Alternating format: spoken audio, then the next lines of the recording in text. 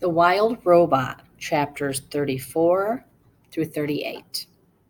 The Mother.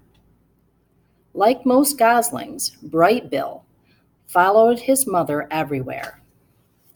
He was a slow, tottering little thing, but Roz was rarely in a hurry, and together they loved meandering along the forest paths around the banks of the pond. However, they spent most of their time right in their own garden. You see, the garden was no longer scraggly. Thanks to Robot's careful attention, it was now bursting with colors and scents and flavors. Clearly, Roz was designed to work with plants. "Oh, Roz, you've been busy," said Tawny as her family grazed on the wonderful wonderland of growing things. "This garden is glorious. You'll be seeing quite a lot of us around here." Tawny meant what she said. Each morning around daybreak, Roz and Brightbill would hear quiet footsteps outside the nest. And there would be Tawny and Crownpoint and their fawns, Willow, Thistle, and Brook, happily nibbling in the garden. The deer weren't the only regular visitors. The beavers became quite fond of gnawing on a certain hardy shrub at the edge of the garden. Digdown, the old groundhog, popped up to munch on berries. Broadfoot, the giant bull moose, came by to chew on tree shoots. And of course, bees and butterflies were there every day, happily floating through the flowers. There always seemed to be a friendly animals hanging around the garden. It was amazing how differently people treated Roz these days. Animals who once ran from the robot in fear now stopped by the nest just to spend time with her. The neighbors smiled and waved whenever Roz and Brightbill wandered past. And at the dawn truce, the other mothers were eager to share their parenting advice. Make sure Brightbill gets plenty of rest. A tired gosling is a cranky gosling. When the wind starts blowing from the north, you must immediately put Brightbill to safety. North winds always bring bad weather. You'll never be the perfect mother, so just do the best you can. All Brightbill really needs is to know that you're doing your very best. No gosling ever had a more attentive mother. Roz was always there, ready to answer her son's questions, or to play with him, or rock him to sleep, or to whisk him away from danger. With a computer brain packed full of parenting advice and the lessons she was learning on her own, the robot was actually becoming an excellent mother. Chapter 35. The First Swim. "Good afternoon, you two," said Loudwing, as waddling into the garden. "Remember me, Brightbill?" "Loudwing, Loudwing." "Very good," the old goose giggled. "Now, Roz, do you know what tomorrow is?" "Tomorrow is swimming day, the day when all the parents take their goslings out of the pond for the first time, and you simply must bring Brightbill." "Swim, swim," said the gosling, shaking his tail feathers. "Brightbill can go," said Roz, "but I cannot swim. I cannot go on the pond with him. I will not be able to protect him." "Who'd have thought a big thing like you would be afraid of a little water?" Loudwing laughed. "Well, don't you worry about Brightbill. He'll be safe in the flock. And he's going to have so much fun swimming with the other goslings." And with that, the goose plopped into the water and glided away. "Swim, swim," said the gosling. "Yes, Brightbill," said the robot, staring at the pond. "Swim, swim." Early the next morning, peeps and honks and splashes began echoing across the calm water. Roz and Brightbill followed a trail through the fog and over to a beach that was crawling with fluffy goslings and proud parents. Roz took a few steps into the water, and her survival instincts immediately flared up. The robot's computer brain knew that if water got inside her body, it could do serious damage. And so, as the other parents began swimming across the pond, Roz stood safely in the shallows and watched. Brightbill ran up and down the beach with the other goslings, peeping and laughing and pretending to be afraid of the tiny waves. When one wave finally pulled him in, he felt his body floating on top of the water. A big smile appeared on the gosling's face. Clearly, Brightbill was designed to swim. "Very good, Brightbill," said Loudwing as she floated past. "You are a natural." "Yes, Brightbill, you are a natural," said Roz, trying to sound like a good mother. Loudwing rounded up all the goslings and gave them a quick swimming lesson. "Remember, everyone, paddling your feet evenly to swim in a straight line. Paddle with your right foot to go left and paddle with your left foot to go right. Try it out and join the rest of us when you're ready. Happy swimming day." Loudwing and the other adult geese calmly glided toward the center of the pond. A jumble of goslings tried to keep up with him. The youngsters jostled and splashed and peeped with excitement.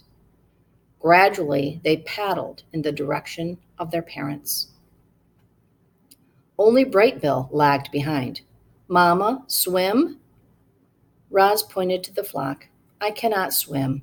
Go have fun with the other geese. You'll be safe with them."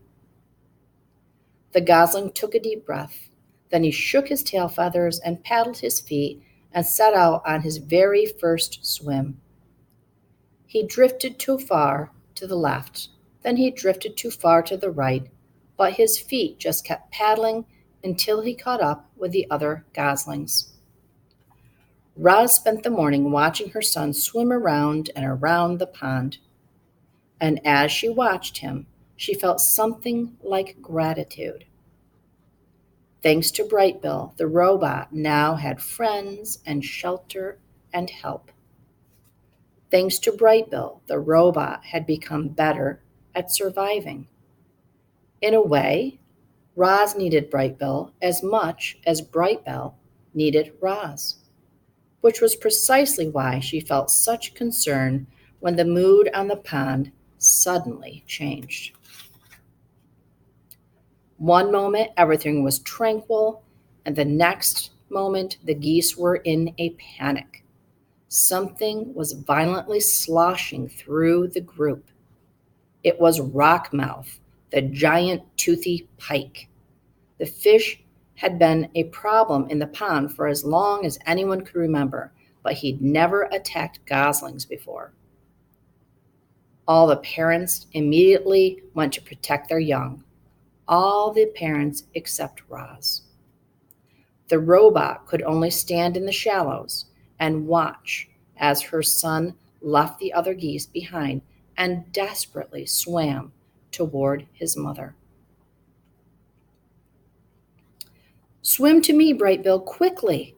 The gosling kicked as fast as he could, but alone on the water, he made an easy target. The pond rippled as Rockmouth slashed below the surface. "Mama, help!" squeaked Brightbill. The robot was terribly conflicted. Part of her knew she had to help her son, but another part knew she had to stay out of deep water. Her body lurched forward, then backward again and again as she struggled to make a decision. And then Loudwing came to the rescue. "Rockmouth, don't you dare harm that little darling." The old goose fluttered over and splashed down right on top of the fish Leave him alone. She pecked and kicked and beat her wings against the fish until he surrendered to the murky depths of the pond. Loudwing escorted Brightbill back to the beach, and a minute later the gosling was in his mother's arms, safe and sound. Rockmouth isn't as dangerous as he seems, said the goose, out of breath, but I think that's enough swimming for one day. Chapter 36. The Gosling Grows. Brightbill soon forgot about the incident with Rockmouth, and he spent his mornings cruising around the pond with other goslings. He was becoming a great little swimmer. He was also becoming a great little speaker. Hello, my name is Brightbill, he said to anyone who would listen. The gosling was small for his age, and he always would be, but he was growing bigger and stronger by the day. His increasing size was matched by his increasing appetite. He gobbled down grass and berries and nuts and leaves. Sometimes he'd snack on little insects. If it was edible, Brightbill would eat it. And even if it wasn't edible, he might eat it anyway. Roz felt something like fright the first time she saw Brightbill swallowing pebbles on the beach. She was holding him upside down, hoping the pebbles would fall out of his mouth, when Loudwing stepped in. Put the gosling down, said the goose with a laugh. It's perfectly natural for Brightbill to eat a few pebbles. They'll help him digest his food. But not too many, okay, little one? Like most youngsters, Brightbill was incredibly curious. He explored the garden and the pond and the forest floor. And he would occasionally explore neighboring homes. He'd wander down some hole in the ground and say to whoever was there, Hello, my name is Brightbill. Then a long robot arm would reach in and pull the gosling back outside. Sorry to bother you, Roz would say in her friendliest voice. The mother and son slipped into a good nighttime routine. While the gosling slept, the robot might tend to the fire if it was cool out, or gently fan him if it was warm. If he woke up hungry or thirsty, Roz brought him food or water, and whenever he had nightmares, she always there to rock him back to sleep. Chapter 37. The Squirrel. A small squirrel was scuttering through the garden. Brightbill had never seen her before. He peered out from the nest and watched her bounce across the lawn. After a minute of spying, the gosling shook his tail feathers and waddled outside. Hello, my name is Brightbill. The squirrel froze. Then she slowly turned around, and then she started to talk. Hi, Brightbill. My name is Chit Chat, and I'm a 12-and-a-half-week-old squirrel. I'm new around here, and your home is really big and round, and I don't understand why smoke sometimes comes out of it. Reader, I'm not quite sure how Chit Chat got enough air into her lungs to go on like that. And I'm not quite sure how Brightbill had the patience to listen. But he stood there and politely nodded as Chit Chat rambled on and on. And sometimes I see you waddling behind your funny-looking mother, and you seem so nice that I thought I'd come down and introduce myself, but now I'm nervous and I'm talking too much, and my name is Chit Chat. I think I said that already. There was a pleasant silence. Brightbill stood on one foot for a moment. Then the gosling took a deep breath and said, It's very nice to meet you, Chit Chat. I don't think you talk too much. I think you talk just enough, and I like you. So let's be friends. A big smile appeared on the squirrel's tiny face. For once, Chit Chat was speechless.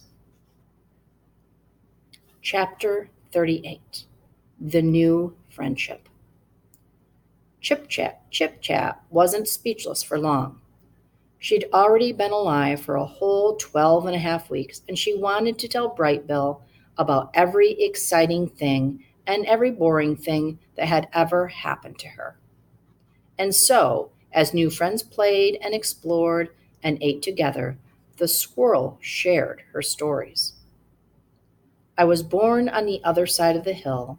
Then last week I decided I was ready to build my very first dray, which is what you call a squirrel's nest. And now I live in that tree with the weird bump in its trunk, she said, while the two of them kicked pebbles into the pond.